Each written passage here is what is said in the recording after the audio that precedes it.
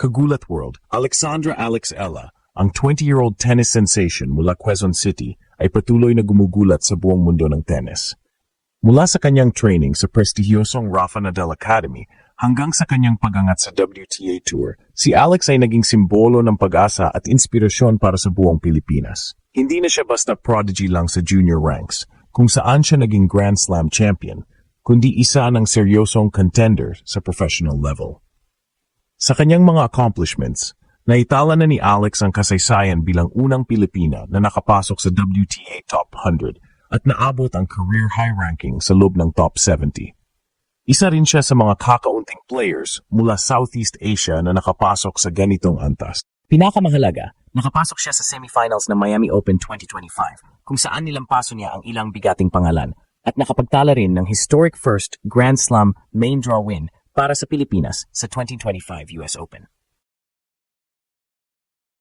Sa murang edad, dala na niya ang bandera ng bansa sa pinakamalalaking entablado ng tennis. Kung pag-uusapan ang kanyang pinakamalaking laban, dalawa ang pinakatumatak. Ang kanyang fairy tale run sa Miami Open 2025, kung saan pinatunayan niyang kaya niyang makipagsabayan sa mga top seeds, at ang kanyang monumental na panalo sa US Open main draw. Ang mga laban na ito ang nagsilbing turning point ng kanyang career, nagbigay ng respeto mula sa buong tennis world, at nagbukas ng mas malalaking oportunidad. Pagdating sa earnings, si Alex ay kumita na ng tinatayang $800 hanggang $900,000 sa prize money sa kanyang WTA career. Hiwalay pa rito ang endorsements at sponsorships na unti-unti na ring lumalakas dahil sa kanyang global visibility. Para sa isang batang atleta mula sa Pilipinas, ito ay napakalaking tagumpay na hindi lang personal na achievement, kundi pambansang pride din. Ngayon, nakatutok si Alex sa kanyang susunod na mga laban sa Asian Swing, kabilang ang Guangzhou Open at iba pang WTA tournament sa Asia ngayong Oktubre. Ang mga ito ay magiging mahalaga hindi lamang para sa dagdag na ranking points, kundi para rin sa paghahanda niya sa mas malalaking tournaments sa darating na taon. May posibilidad din na mas maging consistent siya sa Grand Slam appearances at unti-unting lumapit sa pangarap na makuha ang isang major title. Kung ikukumpara kay Manny Pacquiao, makikita ang parehong tema ng inspirasyon at pambansang dangal. Si Pacquiao ay isang boxing legend na nagbigay ng golden era sa sports para sa Pilipinas, habang si Alex naman ay nagsisimula pa lamang, ngunit may potensyal na maging Pacquiao's. Pareho silang nagmula sa hirap, parehong may disiplina at determinasyon, at parehong dinadala ang pangalan ng bansa sa pinakamataas na antas. Kung si Manny ay naging alamat sa boxing, si Alex naman ang nagbubukas ng pinto para sa mga Pilipino sa tennis world. Nakakagulat mga Gulat World, Alexandra Alex Ella, ang 20-year-old tennis sensation mula Quezon City, ay patuloy na gumugulat hindi lang sa Pilipinas, kundi sa buong mundo ng sports. Siya na ngayon ang itinuturing na modernong Manny Pacquiao ng kanyang henerasyon, isang batang nagsimula sa simpleng pangarap, ngunit ngayon ay kinikilala bilang pambansang icon sa international tennis stage. Ipinanganak si Alex noong May 23, 2005 sa isang pamilyang mahilig sa sports. Ang kanyang ama na si Mike ay laging nasa likod niya, habang ang ina niyang si Riza ay dating national swimmer na lumaban sa 1985 Southeast Asian Games. Ang kanyang kuya naman ay sumusunod din sa yapak sa tennis. Kitang-kita na mula pagkabata pa lang nasa dugo na ang pagiging atleta.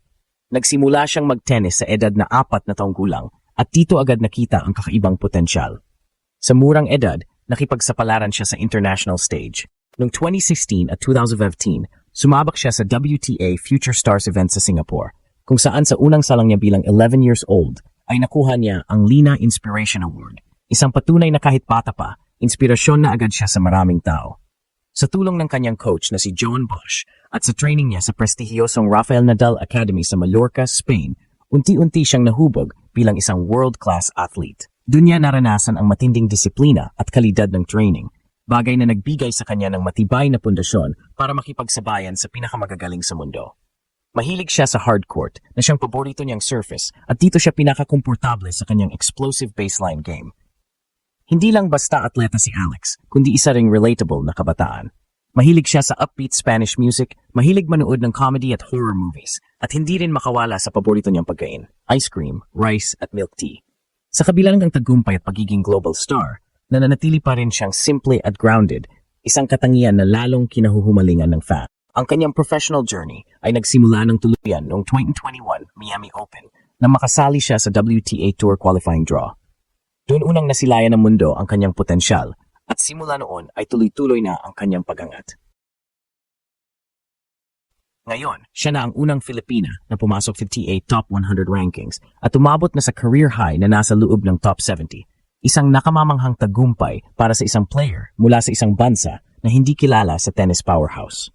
Kung ikukumpara kay Manny Pacquiao, parehong-pareho ang kuwento. Parehong galing sa simpleng simula, parehong nagsakripisyo ng husto, parehong nagdala ng bandera ng Pilipinas sa pandaigdigang entablado.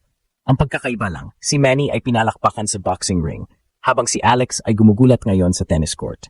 At kung tuloy-tuloy ang kanyang progreso, posibleng maging unang Pinoy Grand Slam champion siya balang araw. Mga kagulat world, kung akala ng iba na si Alex Iella ay simpleng teen prodigy lang, nagkakamali siya. Dahil sa edad na 20, punong-puno na ang kanyang trophy cabinet, isang bagay na madalas nakukuha lang ng mga players na mas matagal na sa tour. Pinakamalaki sa lahat ng kanyang tagumpay ay ang 2022 US Open Girls Singles title, kung saan isinulat niya ang kasaysayan bilang kauna-unahang Pilipino na nanalo ng Junior Grand Slam Singles crown. Sa final laban kontra Lucy Havlichkova ng Czech Republic, ipinakita ni Alex ang kanyang composure at killer instinct. Hindi lang ito panalo para sa kanya, kundi panalo para sa buong bansa. Dahil simula noon, ang Pilipinas ay kinilala na sa mapa ng international tennis. Pero hindi doon natatapos ang kanyang kwento. Bago pa man ang US Open, may dalawang Junior Grand Slam doubles titles na siya.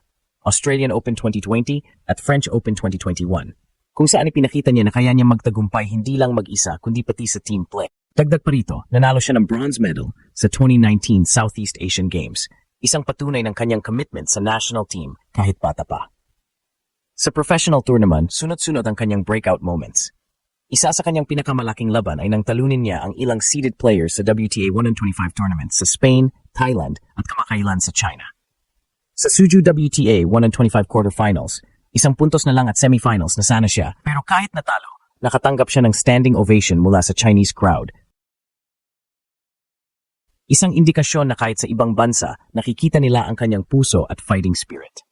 Pagdating sa earnings, estimated na mahigit $400,000 na ang career prize money ni Alex Iella sa WTA Tour. Pero malinaw na para sa kanya, hindi lang pera ang motivation. Ang mas mahalaga ay ang kanyang growth bilang atleta at ang posibilidad na maging pioneer ng Pilipinas sa larangang matagal ng dominated ng Europeans at Americans. Bukod pa rito, may mga endorsements na rin siyang natatanggap, kabilang ang mga partnerships sa sports brands na naniniwala sa kanyang potensyal bilang global star. Ano naman ang susunod para kay Alex? Hindi siya tumitigil. Galing siya sa back-to-back campaigns sa Changsha at Suzhou at agad siyang sumalang sa mas malaking entablado, ang Wuhan Open, WTA 1000. Ito ang pinakamalaking tournament na nasalihan niya ngayong taon at dito masusukat kung kaya na ba niya makipagsabayan sa mga top 50 players ng mundo.